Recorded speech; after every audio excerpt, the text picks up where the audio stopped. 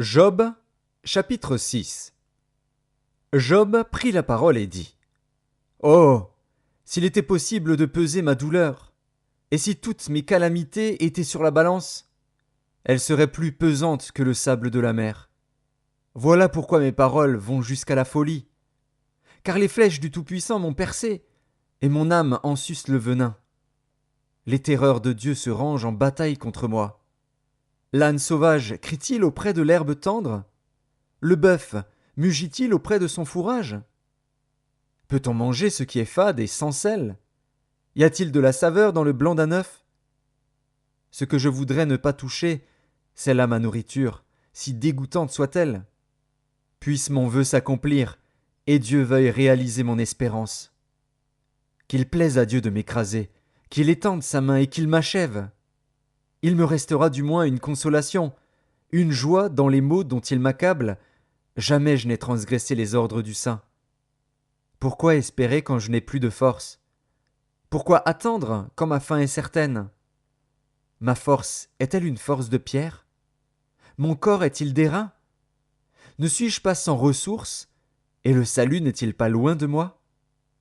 Celui qui souffre a droit à la compassion de son ami, même quand il abandonnerait la crainte du Tout-Puissant.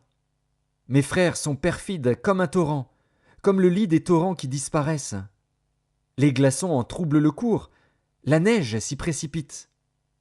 Viennent les chaleurs, et ils tarissent, les feux du soleil, et leur lit demeure à sec.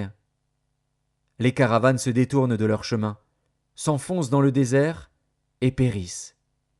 Les caravanes de Théma fixent le regard. Les voyageurs de Séba sont pleins d'espoir. Ils sont honteux d'avoir eu confiance. Ils restent confondus quand ils arrivent. Ainsi, vous êtes comme si vous n'existiez pas. Vous voyez mon angoisse, et vous en avez horreur. Vous ai-je dit: Donnez-moi quelque chose, faites en ma faveur des présents avec vos biens, délivrez-moi de la main de l'ennemi, rachetez-moi de la main des méchants? Instruisez-moi, et je me tairai. Faites-moi comprendre en quoi j'ai péché. Que les paroles vraies sont persuasives, mais que prouvent vos remontrances? Voulez-vous donc blâmer ce que j'ai dit, et ne voir que du vent dans les discours d'un désespéré?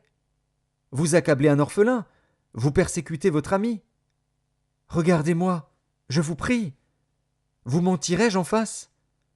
Revenez, ne soyez pas injuste. Revenez, et reconnaissez mon innocence. Y a-t-il de l'iniquité sur ma langue? Et ma bouche ne discerne-t-elle pas le mal?